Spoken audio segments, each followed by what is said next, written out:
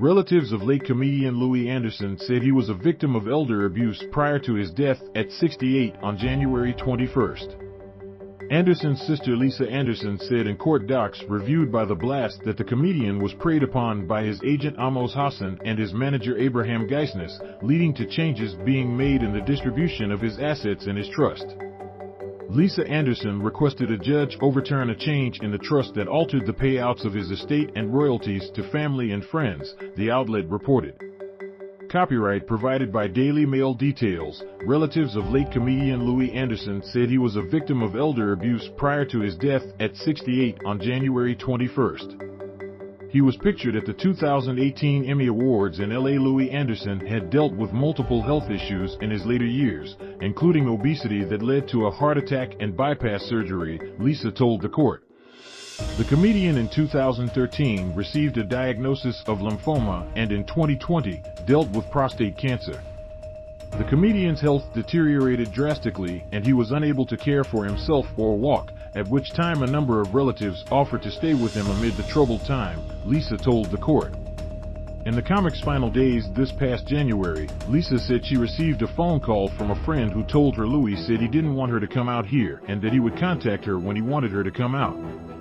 Copyright provided by Daily Mail. Anderson was seen at NYC's Build Studios in June of 2019. Copyright provided by Daily Mail. Anderson was seen attending a 2016 event at the Beverly Hilton Hotel Lisa told the court. Louie spoke with long hesitations between his words and it appeared like he was being coached to say the words he was uttering.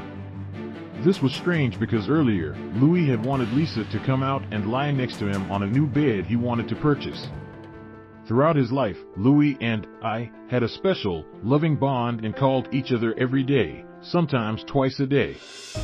When his health issues worsened toward the end, Louie was not able to speak while he was hospitalized, as his eyes were not closed, but he stared blankly ahead, not recognizing either of his sisters, Lisa told the court.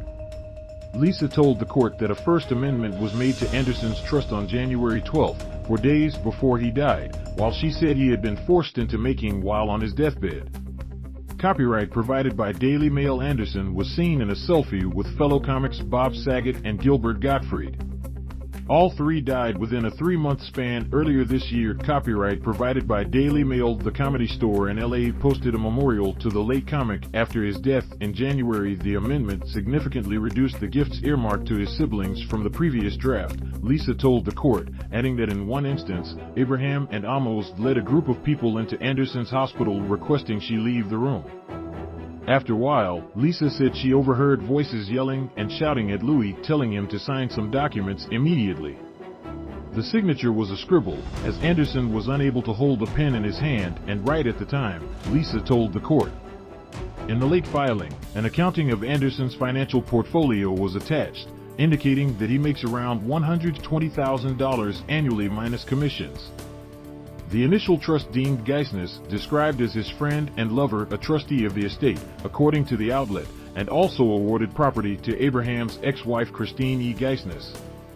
The other assets in the portfolio were forwarded to a siblings trust that consisted of a substantial number of intellectual property assets from his career as an entertainer.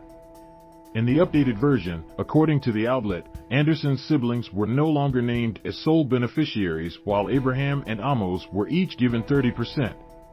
Lisa told the court that Louie Anderson was coerced to make the changes during a time frame when his mental and physical condition had so substantially diminished that he was unable to resist their undue influence, and his phone was taken away in an effort to isolate him from his family.